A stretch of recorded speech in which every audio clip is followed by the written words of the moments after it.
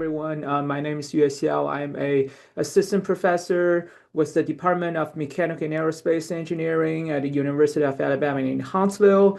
Today, I'm very glad that I can have this opportunity from FTPP to do a presentation about some of the research that I do. The topic today is high efficiency dry methane reforming using stacked wire dielectric barrier charge reactor. Um, yeah, I think that's before I go into the presentation, let's give a brief preview of the agenda today. So first of all, I'll talk about the background of the research and the concept that we developed. And then the major part of this technical talk will be the technical highlight. And then I'll finish that with a summary. Okay, first of all, I'll quickly go over the background of the projects. So this research is about the syngas, or a mixture of the carbon monoxide and hydrogen. So syngas is a critical industrial mid-product to synthesize a variety of chemicals depending on the concentration ratio. So for example, when you have less than 1 hydrogen to CO ratio, the syngas can be made can be used to make ethanol. And then at around 2, you can do methanol, which can be subsequently produced acetic acid. And then if you have a hydrogen to CO ratio of equal or greater than 2, you can do the Fischer-Tropsch process. And then, if you have very heavy hydrogen, you can just use that to produce hydrogen. So conventionally, syngas is produced by a process called steam methane reforming, or SMR. Essentially, you have methane and then the steam. So this SMR generally produces syngas with a relatively high hydrogen to CO ratio that's between 3 to 5. And where we can say that this syngas is CO lean. So such a CO lean syngas make it less preferred if you want the syngas to make ethanol or methanol, of which those chemicals that generally require, say, CO rich syngas. So as an alternative, the dry methane reforming, or DMR, where some people add also steam to it, they call that bioreforming. Essentially, people add CO2 to the process to engineer the composition ratio of the syngas. So typically, the dry methane reforming DMR or the bioreforming can generate a syngas of a hydrogen to CO ratio between 1 to 3. So this is a typical CO-rich syngas that is more preferred in the production of ethanol or methanol. And then the other advantage of the DMR is that it also consumes CO2, a very famous greenhouse gas. However, the DMR has its own weaknesses. First of all, the current thermocatalytic DMR requires a high temperature. So if you check this chemical reaction equilibrium calculation, you can see that the Gibbs free energy only becomes negative, which suggests a spontaneous reaction at over 600 degrees C. And then in the industry, the temperature is even higher at 700 to 900 degrees C. So creating the high temperature environment constantly can drive up the cost and the production requirements.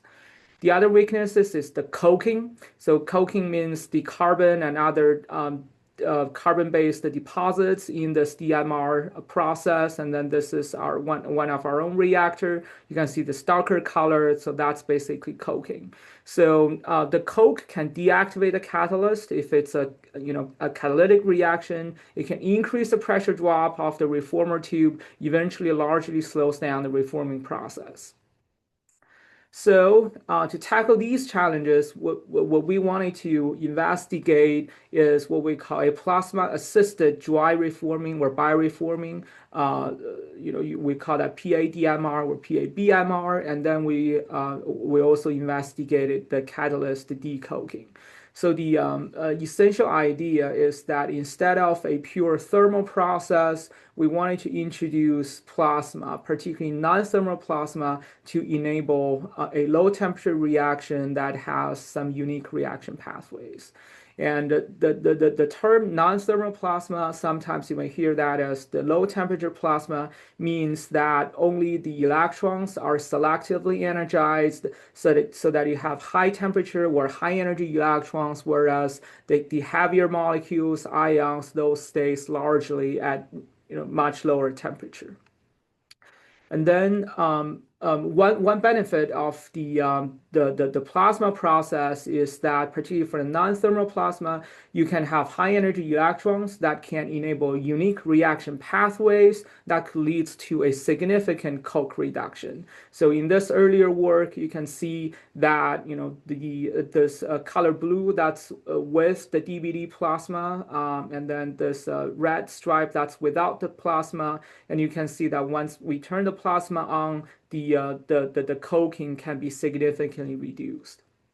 Further, when you combine the plasma and the catalyst, you can have that synergistic effects of the plasma catalysis reaction. So this is a earlier work where you can see that in the process where the plasma and the catalyst, such as titanium dioxide, are both applied, the CO2 conversion or the energy efficiency, both will be much larger than the catalyst alone or the plasma alone. So that's the typical, plasma catalysis synergy that we can leverage.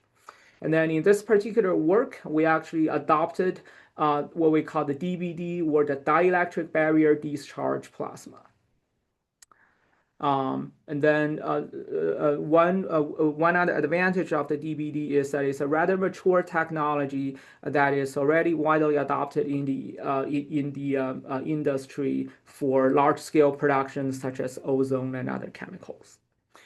So and then there's another reason that we, aside from the scaling up, that we wanted to go with the DBD reactor.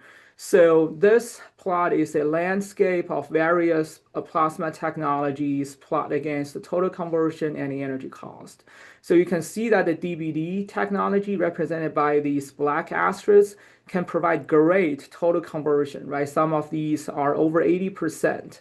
Although the overall energy cost for the DBD is relatively high, around 10 to 100 EV per mole, our previous work that uses catalysts and some additional mild assistant heating can reach between 4 to 10 EV per molecule with about 40 to 60 total conversion. So that actually puts us already in a very good position in the DBD or the corona discharge setups.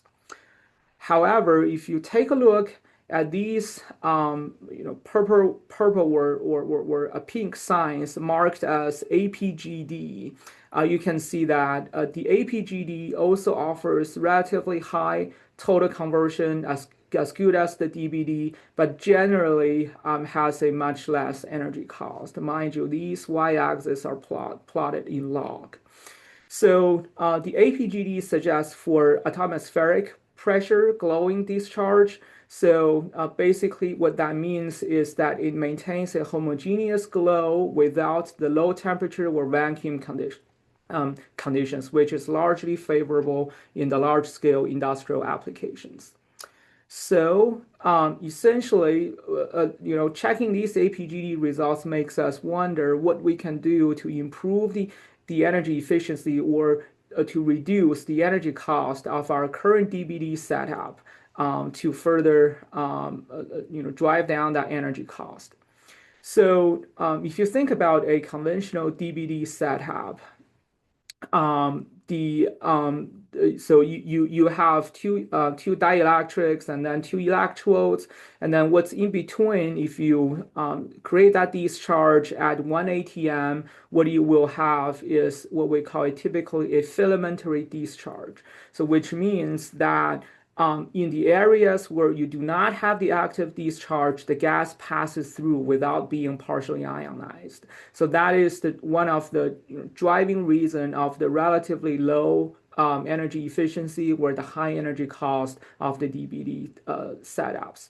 And then if you're seeking plasma catalysis synergy and with an industrial application in mind, some of the additional challenges of creating or designing a good APGD reactor includes the compatibility of the catalyst, and then you have to design that in a way that it's very easy to scale up. So then the idea or the improved design that we came up with is what we call the stacked wire dielectric barrier discharge, or the SWDBD reactor. So essentially, for a SWDBD reactor, the you can say one unit of the reactor design features two dielectric material coated metal electrodes. So the metal is the gray color, and the dielectrics are presented in the yellow and green. So essentially, we have two dielectric material coated metal wires, and then we stack them together.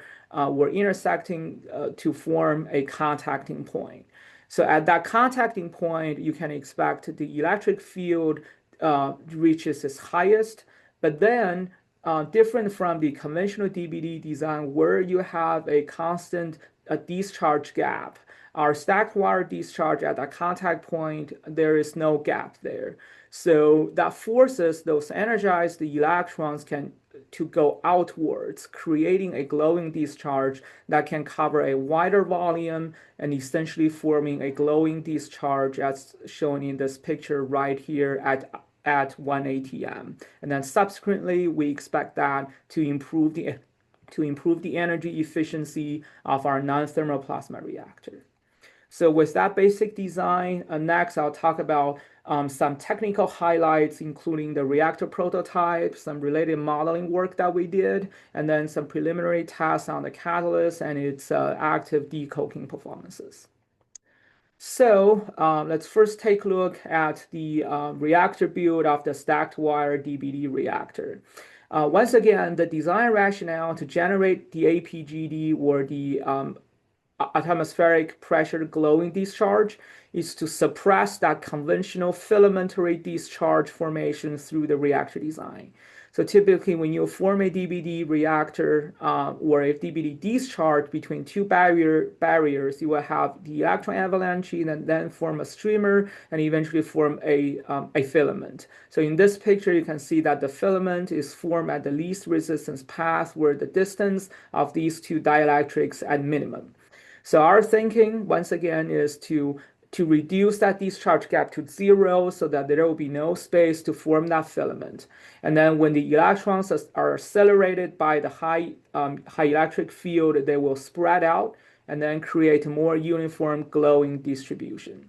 So with that thought, we looked into this crosswire setup, where at the contact point, the electric field is at strongest, and then you can see the glowing right here. And then we further expand our reactor into a 3-layer, and each layer has 3 dielectric coated wires, and then you can see this whole internal structure is glowing. So based on this simpler setup, we went ahead and developed a larger scale stacked wire DBD reactor prototype.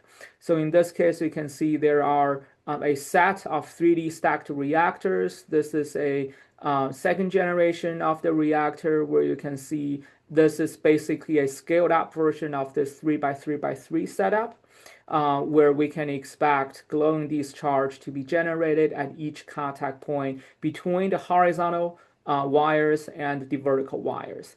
And then this picture is a side view where you can see the glowing being generated in here. And then this is the second generation reactor looking from the gas inlet side. So like I mentioned, so we have vertical reactors that are grounded, horizontal ones connect to the high voltage, and then you can expect the glowing as shown here to generate the plasma. So what we believe the unique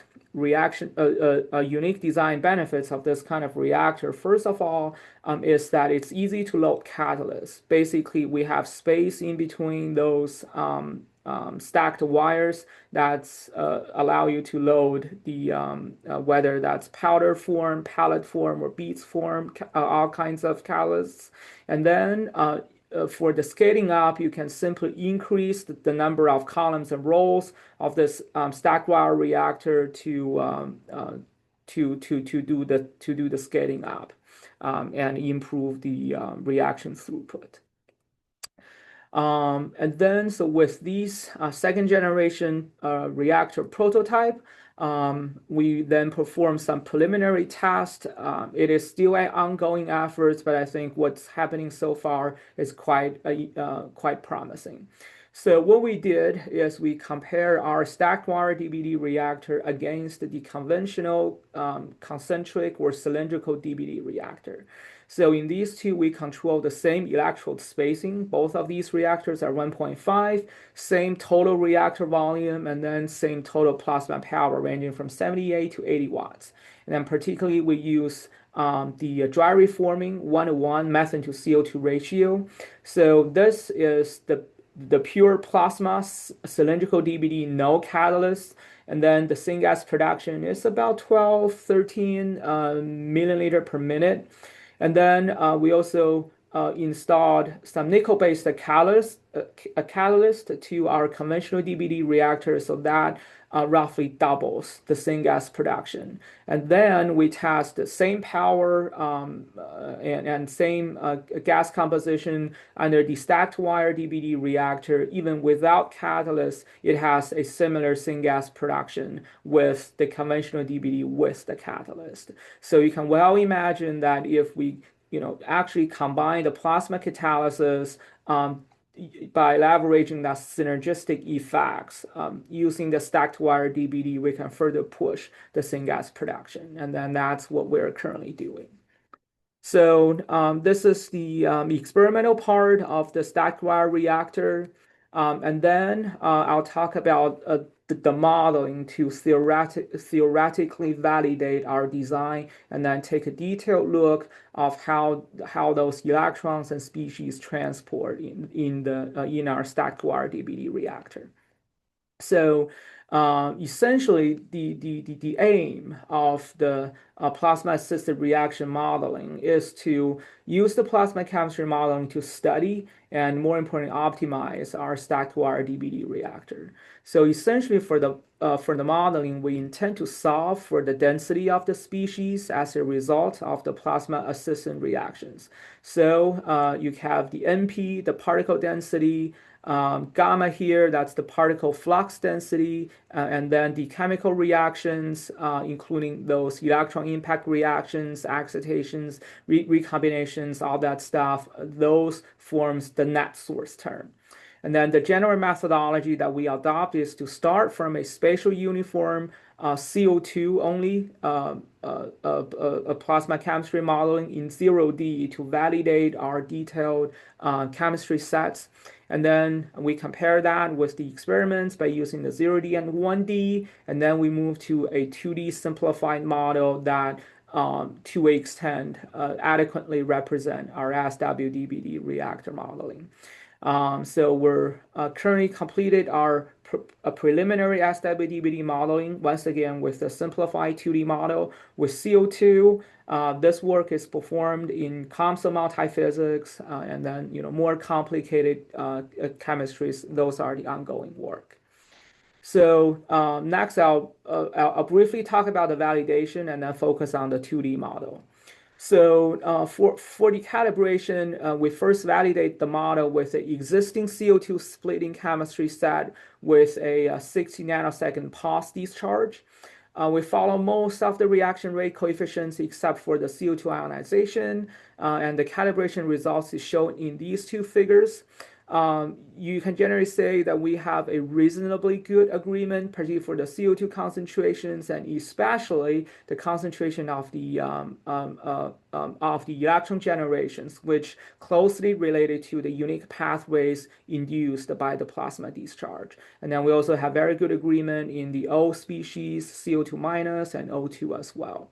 So after this calibration, we eventually moved to all the way from 0D to 1D, and then now we're at 2D SWDBD modeling, and then this is what I'm going to focus. So essentially, if you really wanted to model that stacked wire structure, basically you have one horizontal wire and one vertical wire, you'd have to go to 3D. But that would be extremely computational heavy. So we used a simplified 2D model that represents a simplified case where a dielectric material coated rod is placed on a dielectric coated metal sheet. So this is the cross-sectional illustration of the setup. All the other dimensions are the same as that in the experiments, except that we added a tiny gap for a easier convergence in the simulation. For this modeling, the computational wall time is 8 days to simulate 2 AC periods. That's 5 kilovolts, 30 kilohertz on a 12-core workstation. And now let's see some results. So first of all, you can see the green line. This represents the input voltage. This current line is represented in color blue. And then here you can see individual discharge spikes. That means essentially in the modeling, you can create plasma discharge.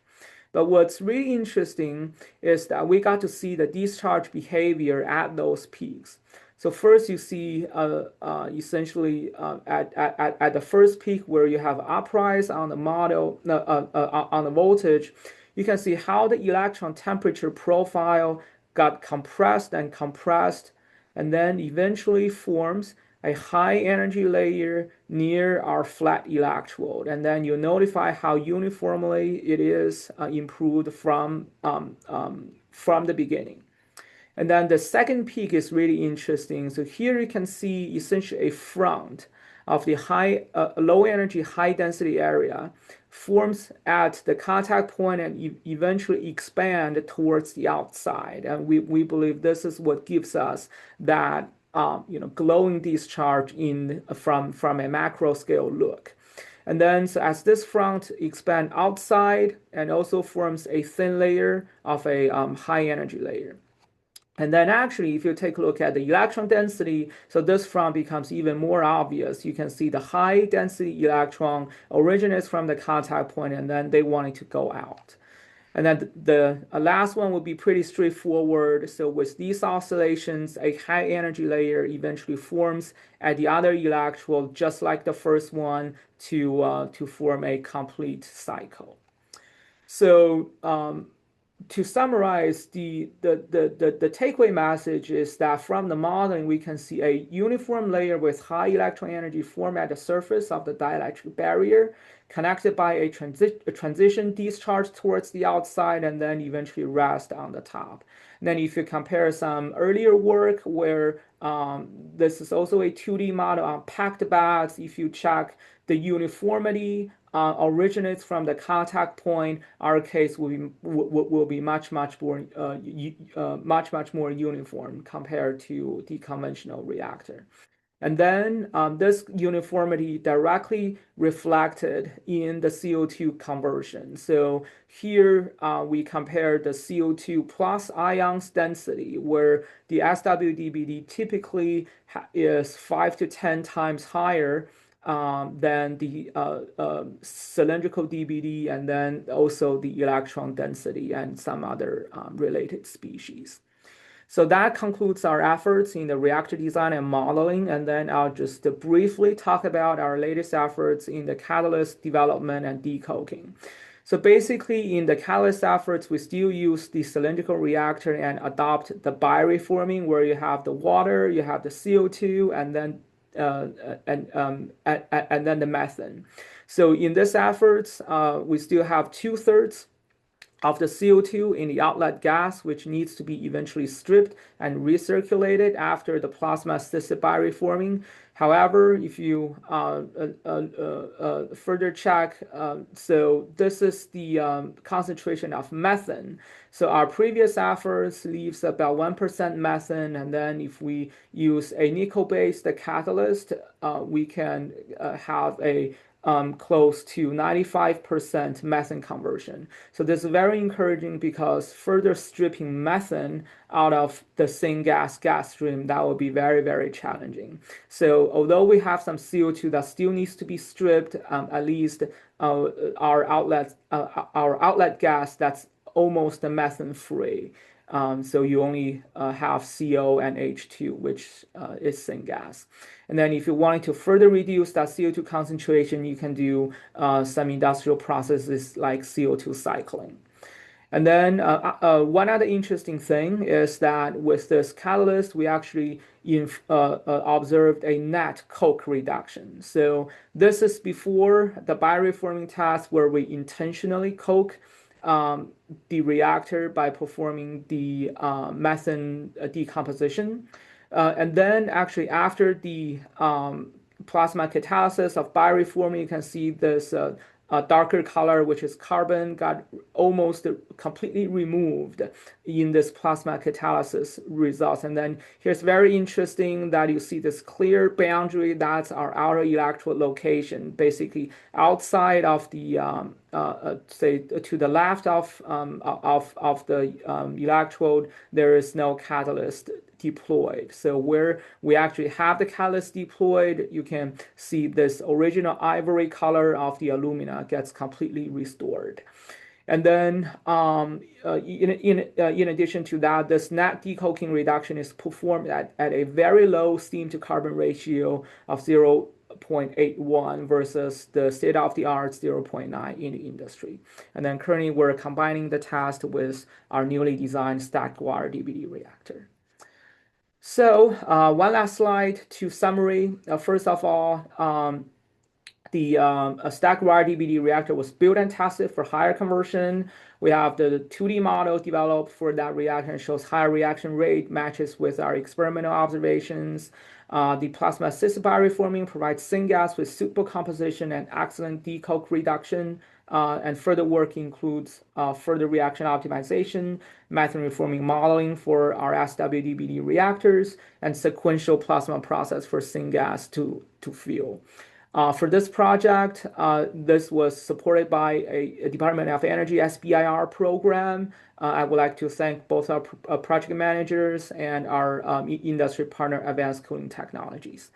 Thank you very much, and that's all for my technical presentation. Thanks again.